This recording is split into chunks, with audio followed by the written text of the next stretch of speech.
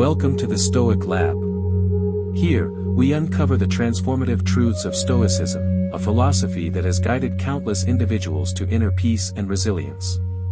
Today, we explore a profound topic: they let you go, thinking you'd stay chasing, but now they regret it. This isn't just about rejection or regret, it's about reclaiming your power, mastering your emotions, and living in alignment with your highest self. If you've ever been dismissed, undervalued, or underestimated, this video will show you how to turn that pain into strength. Stay with us to learn how the Stoics faced life's adversities with calm fortitude and how you can, too. Don't forget to subscribe, like, and share this video if it resonates with you, because the world needs more of this ancient wisdom. Let's begin.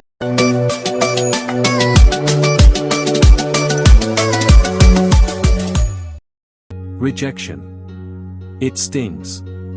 Whether from a friend, a lover, or a professional opportunity, it feels like a verdict on our worth. But what is rejection, really? To the Stoics, rejection is not an event, it is a perception. Marcus Aurelius wrote, "You have power over your mind, not outside events." Realize this, and you will find strength. The Stoics understood that external circumstances, including rejection, are beyond our control. What we can control is how we interpret and respond to them. Consider a real-life scenario. Imagine applying for your dream job and being turned down. It's easy to spiral into self-doubt. But a Stoic reframes the situation: the rejection does not diminish my worth. It is an event, neutral in itself, until I assign it meaning. This mindset frees you from the emotional turmoil that rejection often brings. By embracing this perspective, you can begin to see rejection not as an obstacle but as an opportunity for growth. Perhaps the rejection redirects you to a better path or teaches you resilience. The Stoic approach transforms what seems like a setback into a stepping stone. Expectations can be treacherous. They're the silent architects of disappointment. Epictetus wisely observed, "It's not what happens to you, but how you react to it that matters." When we build our happiness on the actions or approval of others, we hand them the keys to our emotional state. Imagine a friend who promises to support your new project but fails to show up. The pain you feel often stems not from their absence but from your expectation that they would behave differently. A Stoic learns to temper expectations, understanding that people act according to their own nature, not our desires. In practice, this means embracing detachment. Detachment doesn't mean indifference, it means freedom. When you release unrealistic expectations, you liberate yourself from the chains of disappointment. Real-life example. Think of the entrepreneur whose first business fails because partners backed out. Instead of wallowing in betrayal, they rebuild, applying lessons learned. This resilience is rooted in detachment from expectations. The art of letting go. Seneca's words resonate deeply here: begin at once to live, and count each separate day as a separate life. Letting go is an act of courage and wisdom, not weakness. It's about releasing what no longer serves you, whether a toxic relationship, a missed opportunity, or lingering resentment. Consider a personal example. Imagine ending a long-term relationship where you felt undervalued. The urge to cling is strong, driven by fear of loss or hope for change. But a Stoic recognizes that holding on to what harms you is a greater loss than letting go. Practically, letting go involves two steps. Acceptance. Acknowledge the reality of the situation without resistance. Resistance creates suffering, while acceptance opens the door to peace. Reorientation. Shift your focus from what you've lost to what you can gain. Redirect your energy toward self-improvement and future opportunities. Letting go is a process, not a one-time decision. It requires patience and self-compassion. But as you release what no longer serves you, you create space for what truly matters. When you embrace Stoic principles, you undergo a profound transformation. You become grounded, resilient, and self-reliant.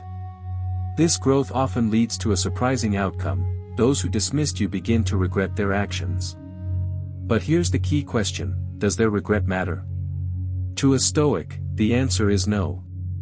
As Epictetus taught, wealth consists not in having great possessions, but in having few wants.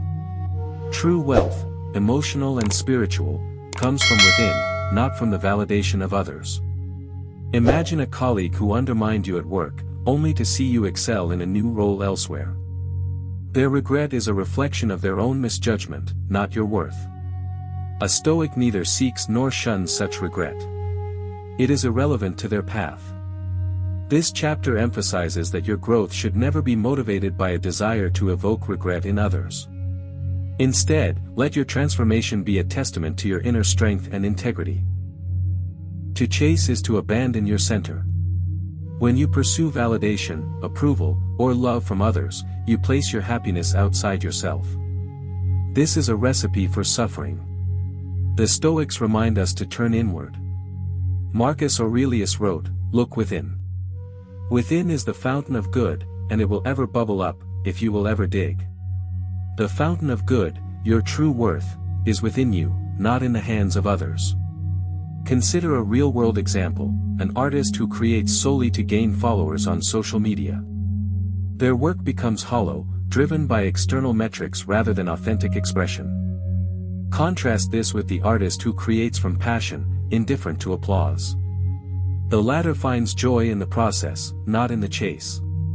This chapter explores how to redirect your energy from chasing others to cultivating your own virtues. When you stop running toward what you lack and start nurturing what you have, you discover a profound sense of fulfillment. The power of stillness. Stillness is a hallmark of Stoic mastery. It is not about passivity but about control over one's mind and emotions in the face of life's storms. Ryan Holiday, in his book Stillness is the Key, writes, "Stillness is not about focusing on nothingness, it's about creating an energetic calm." In the modern world, stillness is rare. Think of a heated argument. The person who remains calm and composed often emerges with greater respect and clarity. This is the power of stillness. It allows you to respond rather than react.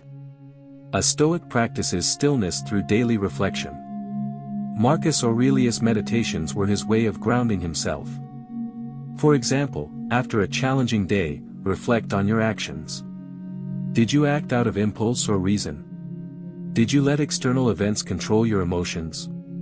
In real life, practicing stillness could mean pausing before sending an angry email or taking deep breaths before responding to criticism. These small moments of restraint build your inner strength and keep you centered in turbulent times. Imagine an emergency room doctor facing a chaotic shift. Their ability to stay composed, prioritize tasks, and make clear-headed decisions amidst the noise exemplifies the strength that comes from stillness. Practicing stillness equips us to navigate life's storms with grace and precision. Emotions are powerful, but they are not meant to control us. The Stoics viewed emotions as signals, data points to be examined, not forces to be obeyed. Seneca reminds us, we suffer more often in imagination than in reality. For example, consider the emotion of anger. It often arises when we feel wronged. But instead of acting on anger, a Stoic pauses to ask, what does this anger tell me about my values? How can I address this situation rationally?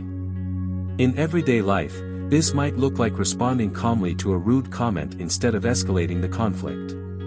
By mastering your emotions, you turn them into tools for growth rather than barriers to peace. Take the example of a leader managing a difficult team member. Instead of succumbing to frustration, the leader views the challenge as an opportunity to practice patience, empathy, and problem-solving. In doing so, they not only diffuse the tension but also strengthen their leadership qualities. Mastering emotions requires practice and self-awareness. Journaling, mindfulness, and meditative practices are effective tools to observe your emotional patterns and transform them into constructive actions. Fortitude through trials. Adversity is the testing ground of character. As Epictetus said, difficulties are things that show a person what they are. A Stoic views challenges not as burdens but as opportunities to grow stronger. Consider a professional setback, such as being passed over for a promotion. A Stoic reframes this as a chance to refine their skills, learn patience, and prepare for a better opportunity. In this way, trials become stepping stones to greater resilience. To cultivate fortitude, practice gratitude for challenges. Instead of lamenting difficulties, see them as gifts that sharpen your character. This mindset transforms adversity into empowerment. Rejection is redirection. Rejection often feels like a door slamming shut. But what if it's redirecting you to a better path? Seneca wrote, "Every new beginning comes from some other beginning's end." Imagine losing a job you loved. At first, the loss is devastating. But with time, you find a new role that aligns better with your passions and goals. The rejection was not an end but a pivot. A Stoic embraces rejection as a teacher. It forces us to adapt, grow, and seek new opportunities. In this chapter, we explore how to reframe rejection as a powerful form of redirection. Building an inner fortress. Life's challenges are inevitable. To withstand them, you need an inner fortress, a mental stronghold built on Stoic principles. This fortress protects you from external chaos and keeps you grounded. To build this fortress, cultivate habits of mindfulness and reflection. Meditate on Stoic teachings daily. Practice gratitude for what you have, rather than longing for what you lack. This foundation makes you unshakable. Imagine a ship in a storm. The ship's strength lies not in avoiding the storm but in its sturdy construction. Your inner fortress is that ship. When you fortify your mind, no external force can capsize you.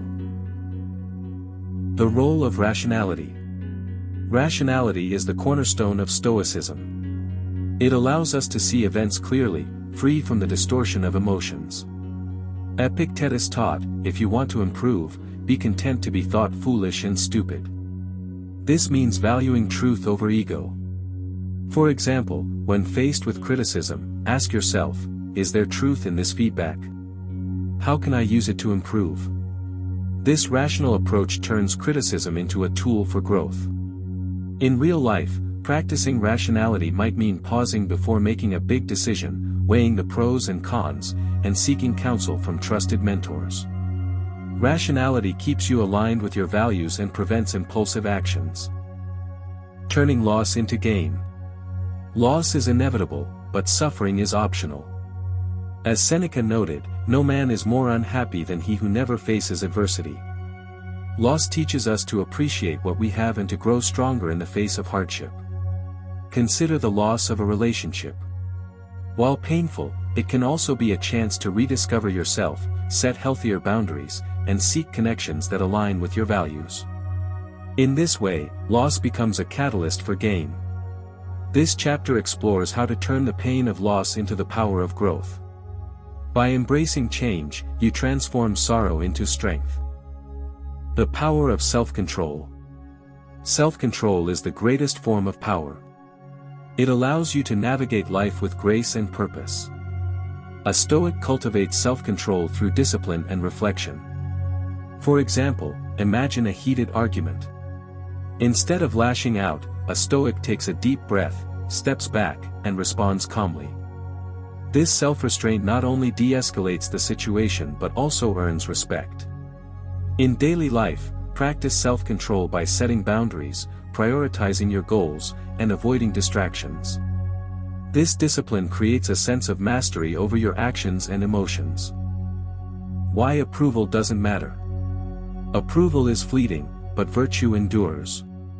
A Stoic finds value in living according to their principles, not in seeking applause. Marcus Aurelius wrote, "It never ceases to amaze me, we all love ourselves more than other people, but care more about their opinion than our own." For example, a student might choose a career path to please their parents, only to feel unfulfilled.